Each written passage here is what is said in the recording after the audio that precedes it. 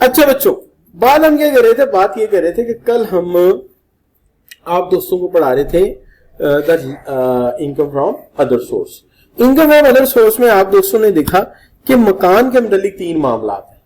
अगर कोई बंदा एडवांस दे गया खरीदने के लिए फिर आया ही नहीं, तो उस आमदनी को किधर डाल दें, इनकम फ्रॉम अदर सोर्स में डाल दें, शराफत से।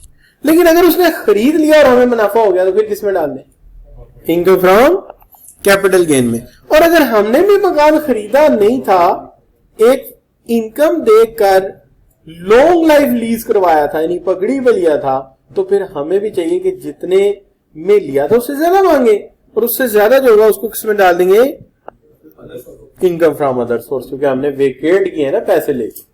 अच्छा बच्चों, ये कल आप दोस्तों के साथ बात हुई थी। अच्छा, लेकिन कल हम ना बड़ा टाइम लगाते हैं लोन पे, कर्जे पे। तो हमने कहा था कि 2 तरह के लोग हैं, एक वो लोग हैं जिनके पास एनटीएन है और एक वो लोग हैं जिनके पास एनटीएन नहीं है। जिनके पास एनटीएन नहीं वो कर्जा दे सकते हैं, लेकिन उनके पास एक ही तरीका है, क्या करें, क्रॉस चेक लें। लेकिन वो लोग जिनके पास एनटीएन है वो क्रॉस चेक तो इस्तेमाल कर ही सकते हैं, लेकिन उनको बाकी अदर बैंकिंग चैनल भी की भी इजाजत है, यानी वो कैश चेक भी दे सकते हैं और वो ऑनलाइन ट्रांसफर भी डाल सकते, दोनों काम कर सकते। अच्छा, अब हुआ ये कि हम जब इससे आगे बढ़े तो हमने एक सवाल कर लिया था कैंटीन वाले का, याद है ना आपको।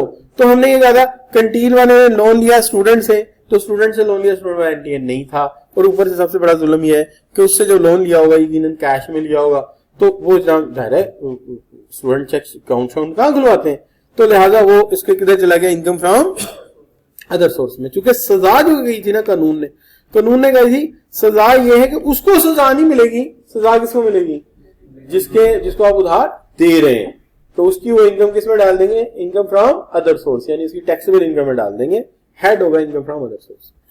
अब जब लोन दिया सर इनाम ने, तो सर इनाम टैक्स और रिटर्न फाइल करते हैं, लेकिन उन्हें याद नहीं रहा, उन्होंने कहा यार मेरे पास कैश पड़ा तो कैश ही ले ले। अब कैश तो अलाउ उसको भी नहीं है जो एनटीएन होल्डर है, लिहाजा वो भी किस में डाल दिया गया, इनकम फ्रॉम अदर सोर्स। लेकिन जब वो बंदा गया दाऊद शाही साहब के पास कर्जा मांगने, तो उन्होंने चेक दे दिया, हालांकि वो एनटीएन होल्डर ना भी होते तो चेक जो है वो जायज सूरत है सबके लिए, लिहाजा उन्होंने क्या दे दिया, चेक दे दिया। तो ये किसमें आ गया, ये काउंट नहीं होगा क्योंकि इलीगल है।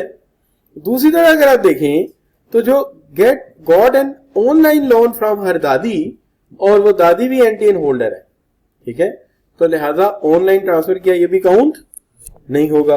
अच्छा, फिर लोन ले लिया किससे, उसने जाके अर्शद, ये जो हमारा पानी पिलाता है ना, आप देखा होगा स्मार्ट सा है, अच्छा इससे ले लिया, लेकिन अर्शद बड़ा सियाना है, उसने चेक से दिया ताकि सबूत भी रहे, कल को मुकर ना जाए, तो उसने क्रॉस चेक दिया है, तो क्रॉस चेक है तो ये भी काउंट नहीं होगा। लेकिन फिर उसने जो रिची रिच से लिए ना पैसे, रिची रिच के पास पैसे वैसे इतने ज्यादा उसके तो जेब से गिरते रहते हैं पैसे, लोग अक्सर उसके पीछे पीछे चलते रहते हैं, नोट गिरते रहते हैं। तो कहने का मतलब ये है कि उससे जो पैसे लिए वो तो कैश में ही आए, तो लिहाजा वो किस में डाल दिए गए, इनकम फ्रॉम अदर सोर्स में डाल दिए। क्लियर बच्चों। अब इसके अंदर एक बात बड़ी याद रखने वाली है, और वो ये है कि shares of newly issued company. अच्छा बच्चों, अच्छा ये सवाल सॉल्व कर लेंगे। Miss Ayesha receive gift on the birthday, चलेंगे गिफ्ट में बाद में कर लेंगे, पहले हम बात इस पे कर लेते हैं। अच्छा जी, कि हम इसको यूं लेके चल पड़ते हैं कि चल गिफ्ट को पहले कर जाता हूं आपको। देखिए जो गिफ्ट का मामला है ना, वो ये है कि जो आम तौर पे गिफ्ट होते हैं ना, वो 2 तरह के होते हैं। गिफ्ट आमतौर पे कितनी तरह के होते हैं, 2 तरह के होते हैं। गिफ्ट्स को हम इस एंगल से देखते हैं, यहां एक स्लाइड ना, यहां पे लिख दूं, यहां पे कोई मसला तो नहीं। गिफ्ट को 2 तरह से देख लें, गिफ्ट को 2 तरह से देख। देखिए गिफ्ट जो होते हैं ना, वो लोग 2 तरह से देते हैं। कुछ लोग गिफ्ट देते हैं गुड्स की शक्ल में, और कुछ लोग गिफ्ट देते हैं किसमें, कैश की शक्ल में देते हैं। अब gift in the form of goods और तरह ट्रीट होता है, और gift in the form of cash जरा और तरह ट्रीट होते हैं। अब सबसे पहले हम कर लेते हैं क्या जी, in the form of goods, कि जब गिफ्ट जो है वो गुड्स की शक्ल में दिए जा रहे हैं। तो देखिए जब गुड्स की शक्ल में दिए जा रहे हैं, तो देखिए miss Ayesha receive following gifts on her birthday. कब हुई बच्चों? 1 जुलाई 2021 को। यानी वो सोच समझ के दुनिया में आई और उन्होंने कहा कि मैंने पुराने टैक्स ईयर में नहीं, जैसे ही नया टैक्स ईयर शुरू होगा आई विल बी हियर। अच्छा बच्चों, सॉरी, अब बच्चों बात यह है कि सबसे पहले ज्वेलरी रिसीव हुई उन्हें कहां से? हस्बैंड से। फिर उन्हें एक ब्रेसलेट मिला किससे? सिस्टर से। ठीक है, ये मिला किससे? हस्बैंड से। और फिर उन्हें गोल्ड रिंग मिला अपने चाचू से। और फिर उन्हें पेंटिंग मिली अपने कलीग से। ठीक है जी, तो पेंटिंग मिल गई अपने कलीग से। पेंटिंग की कीमत डाल देता हूं मैं, कोई 20,000 डाल देते हैं। ठीक है, सवाल ही बनाना पूरा। अच्छा, तो 20,000 इसकी प्राइस डाल देते हैं। अब सबसे पहले बच्चों गोल्ड रिंग की कीमत कितनी डालूं यार, जरा सोचे सोचे सोचे। नहीं यार, ये गोल्ड रिंग है नहीं, गोल्ड रिंग चले 90,000 आपकी बात रख लेते हैं, 1 लाख कर देते हैं, चले राउंड ऑफ हो जाएगा, सही रहेगा। चलो, तो ये होगी बच्चों क्या उसकी रिंग की कीमत। अब सबसे पहले ना बच्चों बात ये आती है, सबसे पहले बात ये आती है कि हम यहां पे देखते हैं जाके, हाँ यार गोल्ड रिंग 90 का डाला हुआ हमने, ठीक है। और ये क्या यार, यहां मैंने चेयर डाली हुई है, ये मैंने क्या किया? नहीं चले, ये वाला सवाल मैं कर लेता हूं, वो सवाल में लग रहा है मुख्तलिफ है और ये सवाल मुख्तलिफ है। अच्छा चले, मैं इसको पहले सॉल्व करता हूं, उसको भी देख लेते हैं। अच्छा बच्चों, सबसे पहले मैं लिख देता हूं इनकम फ्रॉम अदर सोर्स। ठीक है, उनकी इनकम फ्रॉम सैलरी भी हुई होगी, वो लिखी है मैंने। इनकम फ्रॉम बिजनेस भी हुई होगी, वो मैंने लिख दी। ठीक है, लिख दी, फर्ज किया, लिख दी। अब सबसे पहले इनकम फ्रॉम अदर सोर्स की बात करते हैं। देखिए, कोई भी इंसान अपने रिश्तेदारों से जो गिफ्ट लेता है ना, वो इनकम फ्रॉम अदर सोर्स में नहीं आते। उसकी वजह यह है कि वो उसके खूनी रिश्तेदार है। जैसे मिसाल के तौर पे उसका शोहर, उसकी सिस्टर, लेकिन अंकल उसमें नहीं आते। उसकी वजह यह है कि अंकल बाज़ औक़ात होते हैं मुंह बोले अंकल। जैसे आप पड़ोसियों के भी जो वालिद हैं, पड़ोसी के अपने दोस्त के, उसको भी आप अंकल कह देते हैं, तो लिहाजा वो नहीं आते। तो दादा दादी आते हैं, यानी शजरे नसब वर्टिकल जो चलेगा और हॉरिजॉन्टल साथ जो चलेगा सेम मदर से, वो रिलेटिव। बाकी चाचू, ताया, खालू, मामू, ये सब जो है ये रिलेटिव काउंट नहीं होते टैक्स में, क्योंकि उसकी वजह पहले काउंट होते रहे, लेकिन अब काउंट इसलिए नहीं हो रहे, बुफो भी काउंट नहीं होगी, क्योंकि लोग ये रिश्ते एवे बना देते हैं। फिर टैक्स, इनकम टैक्स डिपार्टमेंट कहता है हम कहां से शजरे नसब लाए, हमें सिर्फ बेफाम तक रखो। बेफाम समझते हैं, तो बेफाम तक रखो, इससे ऊपर कोई रिश्तेदार नहीं। और बेफाम में ज़ाहिर आपके बहन भाई आएंगे, आपके वालिद वालदा आएंगे, और आपके वालिद के साथ उनके वालिद का नाम लिखा होगा, वालदा का नाम लिखा होगा, वालदा की वालिद का नाम, तो वो हमें पता लग जाएगा। अच्छा बच्चों, तो अब सबसे पहली बात यह है कि अगर आप कहें कि ज्वेलरी, तो ज्वेलरी तो बच्चों काउंट नहीं होनी चाहिए इनकम फ्रॉम अदर सोर्स में, चूंकि किससे आई है? ये उसके सगे हस्बैंड ने दी है। ठीक है जी। अच्छा, अब दूसरी तरफ अगर आप देखें तो जो हाथ में पहनते हैं ना, वो चूड़ी सी होती है चैन वाली, उसको लोग ब्रेसलेट कहते हैं, बोलते ब्रेसलेट है, होता ब्रेसलेट है। ये उसे मिली है अपनी सिस्टर से, हमशीरा से।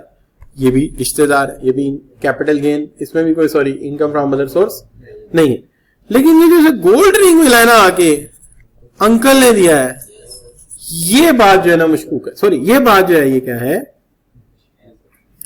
ये काउंटेबल है। ठीक है। अच्छा, जो कितने का दिया उन्होंने? 1 लाख रुपए का। ठीक है जी। और इसके बाद जो चेयर दी है, कुर्सी जिसका सारा फटा है, और ये दी है किसने? कलीग ने। ठीक है, तो ये कितने की बन गई? 20,000 रुपए की। तो ये बच्चों दोनों काउंट हो गए, क्या बन गया उनका? Income from other source 1,20,000। ठीक है। सवाल में क्रिएटिविटी है, आपको नजर आएगी आगे, अभी नजर नहीं आई, आहिस्ते आहिस्ते आएगी। अच्छा, सवाल में क्रिएटिविटी पहली नजर आई कि ये समझ आ गई यार, रिश्तेदारों का जो होते हैं ना गिफ्ट, को इनकम फ्रॉम अदर सोर्स नहीं होते, और जो दूर के रिश्तेदार और कलीग वगैरह वो होते। ये बात समझ आई पहली बात। अब दूसरी बात भी आपको समझ आएगी इंशाल्लाह, और वो है income from capital gain. Income from capital gain, ये भी आपको समझ आएगी। अच्छा, इसमें जो समझने वाली बात है ना बच्चों, वो ये है कि इनकम फ्रॉम कैपिटल गेन के अंदर इसने ये सारी चीजें बेची हैं। जैसे इसने ज्वेलरी बेची है बच्चों, तो ज्वेलरी बेची है, कितने की बेची है बच्चों? 5 लाख की बेची है। और इसको पड़ी कितने की थी? फेयर मार्केट वैल्यू क्या थी उस दिन जब मिली थी? 3.5 लाख। कितना हो गया बच्चों? 1.5 लाख। देखिए साल से ज्यादा हो गया, 1 साल से कम हुआ। ठीक है, 1 साल से कम हुआ। अब कैपिटल गेन में तो ये जाएगा क्योंकि अब आपने बेचा है। जब इनकम फ्रॉम अदर सोर्स था तब हम नहीं बोले रिश्तेदारों का काम है गिफ्ट देते रहे, रिश्तेदारों से कैश भी लिया जा सकता था उसमें।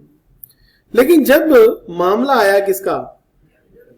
कैपिटल गेन, वहां तो नहीं ना छोड़ेंगे आप बेच के, आप पैसे कमाते हैं, टैक्स भी ना दें। अच्छा, दूसरी तरफ क्या आ गया जी? ब्रेसलेट। ब्रेसलेट भी बेच दिया इन्होंने। कितने का बेचा? 2 लाख का। और जिस दिन मिला था उसकी फेयर मार्केट वैल्यू क्या थी? और इससे भी 50,000 कमाए उन्होंने। अब आ गया बच्चों क्या जी? Gold ring. गोल्ड रिंग कितने का बेचा? 90,000 का। ये देखिए ना, अब यहां पे आके एक फोकस आ गया, एक कॉन्सेप्ट आ गया। ये नॉट डिडक्टेबल है, चूंकि ये किस में चला गया है? लॉस में चला गया। तो देखिए सवाल में लॉजिक थी, बहरहाल बनाते वक्त मैंने बड़ा सोचा था कि ऐसा सवाल बनाइए तो 2-3 बातें क्लियर हो। ठीक है जी। अच्छा, दूसरी तरफ चेयर जी, शाबाश। हाँ बिल्कुल, कैपिटल गेन में है, यानी चैप्टर वो वाला साथ चल रहा है, साथ साथ इनकम फ्रॉम अदर सोर्स के साथ। अच्छा, अब आ गया बच्चों क्या? चेयर। चेयर क्या है? Movable consumer article. ठीक हो गया। तो इसका क्या आएगा? Dash dash. अब इधर से क्या आ गया? 2 लाख। अब बच्चों इनकी टैक्सेबल इनकम कितनी बन गई जी? शाबाश, 3,20,000। ये है इनकी टैक्सेबल इनकम। समझ आ गई जी बात की? और टैक्सेबल इनकम ही निकालनी है हमने। जाहिर टैक्स लायबिलिटी हर जगह मैं बना भी नहीं सकता, फिर सवाल लंबे होते हैं, टाइम बहुत लग जाता है। नहीं, ये भी है ना साथ, ये देखो ये फर्जी तौर पे हमने डाल दिया ना। मकसद प्रैक्टिस देना आपको जी बच्चे। हाँ, ये बड़ी बात। असल में हम खुद बताते हैं, क्योंकि देखिए बेसिकली देखें ना तो हम ईमानदार लोग हैं। यानी अगर आप खानदानी तौर पे देखेंगे आप भी बड़े ईमानदार होंगे। ये असल में मसला तब पड़ता है, देखिए मौका नहीं मिला तो कैसे पता लगा जी ये शरीफ आदमी। देखिए आपके सामने भी तोशा खाने की घड़ी है रोलेक्स की, तो आपका भी दिल चाहेगा कि यार ये। अच्छा बच्चों, तो मैं ये बात कर रहा था कि ये चीजें तो आपको समझ आई होंगी। अच्छा, अब देखिए गिफ्ट इन कैश की बात कर लेते हैं। कहते हैं getting money in cash from relatives like sister, brother, father. अच्छा, ये ला नहीं है, ये मैंने लिखा है, इसलिए यहां एक स्टैरिक लगा दीजिए। ये स्टैरिक का मतलब सर ने खुद अपना कुछ लॉजिक क्रिएट किया। अच्छा, getting money in cash from relatives like sister, brother, father, mother, grandfather, grandmother is not matter in income from other source. ये मैटर नहीं करता, ये काउंट भी नहीं होता, इससे कोई फर्क नहीं पड़ता। लेकिन getting money from cash from other like people, friends, uncle, aunty, neighbour is considered in income from other source. उसके ऊपर वो ला लगता है जो आप अभी पढ़ के आए हैं कि जी आप कैश दे सकते हैं, नहीं दे सकते, और आपको किस शक्ल में देना चाहिए था। ये सारे मैटर उसके मुतालिक लगते हैं। क्लियर बच्चों? अच्छा, अब इसके अंदर आप यूं कह लीजिए कि फर्ज कर लीजिए कि आप हमारे फर्ज कर लीजिए ऑनर हैं चौधरी इकराम साहब, कॉलेज के डायरेक्टर भी हैं और ओनर भी हैं, मेजर शेयर होल्डर भी हैं। फर्ज कीजिए वो जाते हैं कॉलेज का फर्नीचर लेने, बल्कि इसको यूं कर लेते हैं, इसको पहले एडवांस की सेंस में ले जाते हैं, फिर मैं इसके ऊपर कुछ ऐड इन कर दूंगा आपको, ठीक है। पहले एडवांस की सेंस में ले जाते। क्या टाइम है मेरे पास? 2 मिनट है, नहीं 2 मिनट में चले, फिर सिर्फ इतना ही हो सकता है। अब वो जाते हैं और जाकर किसी फर्नीचर वाले को कहते हैं कि हमें डेस्क बना दो। तो आपने याद रखना है कि डेस्क बनाने के लिए उसे पैसे कैश में दिए जा सकते हैं, क्योंकि ये क्या है, इन अ सेंस ऑफ एडवांस। बाकी बात मैं कल कर लूंगा। तो इसके अंदर कैश दिया जा सकता है, लेकिन साथ ही उसने कहा कि जनाब मेरी तो बेटी की शादी है। तो हमारे जो ऑनर बड़े रहम दिल से आदमी है, वो तो ऐसे में थोड़ा सा मासूम शक्ल बना के ना सर गाड़ी में 7-8 लाख कम तो उधार दे जा गाड़ी दे। अच्छा, तो उन्होंने कहा कि 1 लाख रुपया मुझे चाहिए। उन्होंने 1 लाख दे दिया कैश में। क्या इकराम साहब उसकी बहन है, भाई है, वालिद है, वालिदा है? नहीं, वो कैश नहीं दे सकते। उन्हें भी किसमें देना पड़ेगा? चेक में देना पड़ेगा, क्रॉस चेक, ठीक है। और अगर वो इंडियन होल्डर है तो